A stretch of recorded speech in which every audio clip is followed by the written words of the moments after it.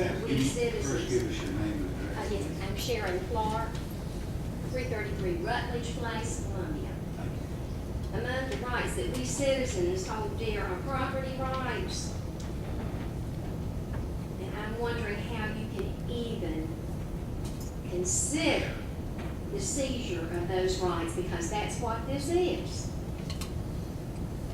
If we hold the deed to the property and we pay county taxes, but we cannot feel free to use our property as we should like, then we don't own our property. The county government does. You know, I never thought that I would be speaking to you about this. I mean, this isn't Richland County, you know, folks. This is Lexington County. And I urge you to oppose this ordinance. Thank you. Thank you. John Perna?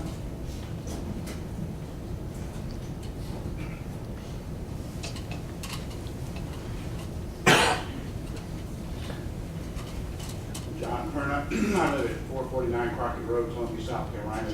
The name Columbia does not mean I'm not in Lexington County. I live in a very small part of Lexington County that has a Columbia address. I'm not an outside agitator. Gentlemen, the word fascism is used incorrectly about 99% of the time. So often that very few people actually know what the actual definition of fascism is. Fascism is government control of private property without outright ownership. The difference between fascism and communism is that in communism, the government admits that they have taken your property, and they say they own the property, and therefore you don't have to pay property taxes on it. In a fascist society, the government takes control over your property, says you still own it, and makes you pay property taxes on it.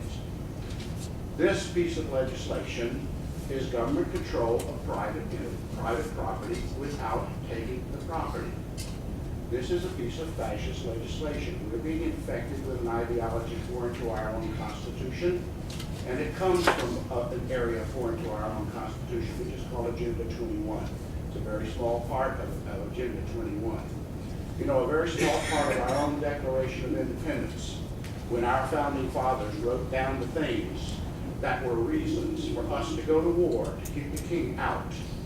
They said, he has erected a multitude of new offices and sent hither swarms of officers to harass our people and eat out their substance. And every time you pass a law, that law has to be enforced. The word enforced means you're going to use force against someone in order to bring about whatever your law says. What's the moral justification for the use of force? You have the right to use force against people for the same reasons that people have a right to use force against one another. And that's the protection of life, liberty, and property. You have a right to use force in your own self-defense or the defense of someone else who has authorized you to act in their behalf. The government is the entity that we ask to act in our behalf to defend us, where we would have a moral right to use force to defend ourselves. But you have a right to use force if somebody comes in your yard to cut down your tree. But you don't have a right to use force to go in somebody else's yard and cut down his trees. That this is an extension of the power of government beyond anything that our founding fathers would have imagined. It's not in our Constitution, and it's not justifiable according to our Constitution. Now, I know that the rigors of fighting a case all the way to the Supreme Court to argue a constitutional basis are beyond the resources of most people.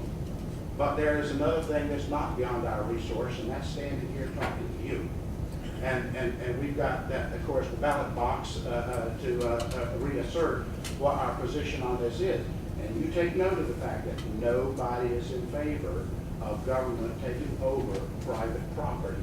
And that everybody wants to continue to be a sovereign American citizen who controls his own property. Thank you very much. Thank you. Thomas Lee Kennedy. I agree.